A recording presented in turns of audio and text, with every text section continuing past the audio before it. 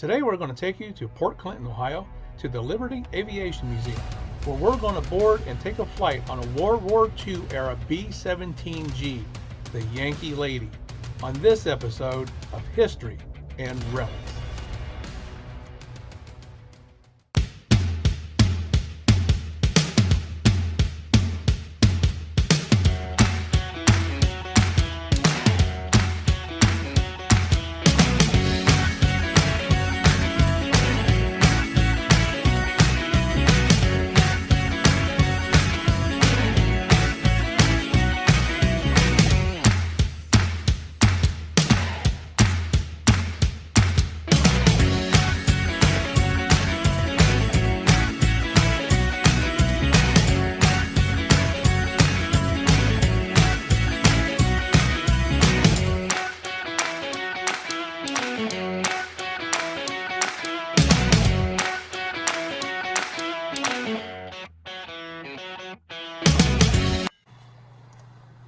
The B-17G served the U.S. Army's Air Force, based in England during World War II.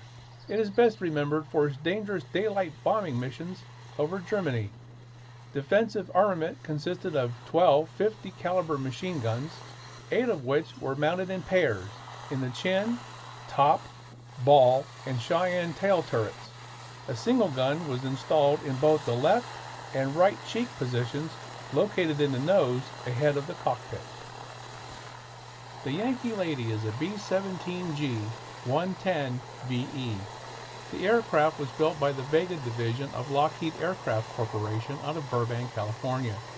It was delivered to the United States Army Air Force on July 16, 1945.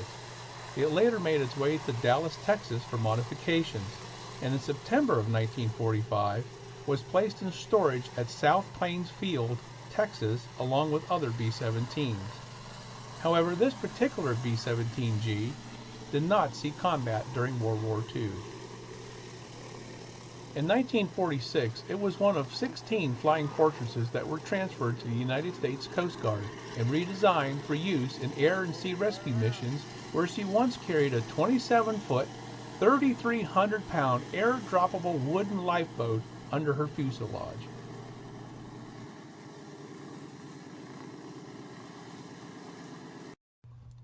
This plane also served iceberg patrols out of Argentina, Newfoundland, North Carolina, and California before retiring from the United States Coast Guard in 1958.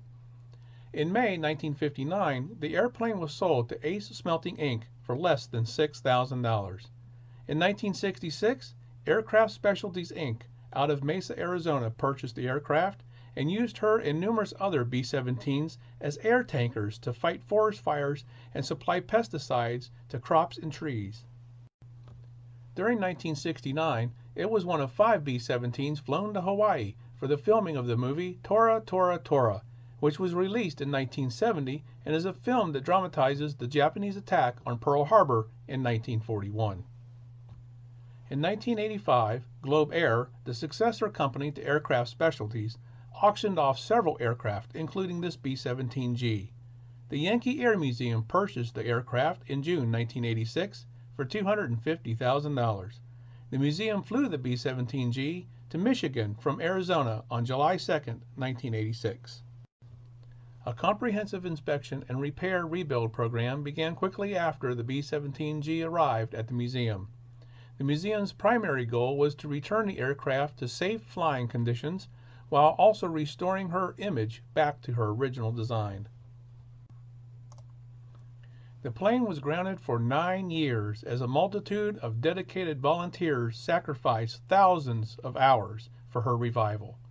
The first post-restoration flight took place on July 13, 1995, and the Yankee Lady has been flying ever since. The museum painted the aircraft in the markings of a B-17G assigned to the 8th Air Force, 381st Bomb Group, flying out of Ridgewell, England. This color scheme is a memorial to the late Joseph Slavic, who flew 35 missions as a B-17 pilot with the 381st. Mr. Slavic and his brother Stephen made significant financial contributions to the Yankee Air Museum, which allowed the museum to acquire the aircraft. The name Yankee Lady and the nose art did not represent any known combat veterans B-17, but are meant to represent the era and the museum. Some other interesting facts about the Yankee Lady. She's just over 74 feet long, 19 feet high, and has a wingspan of nearly 104 feet.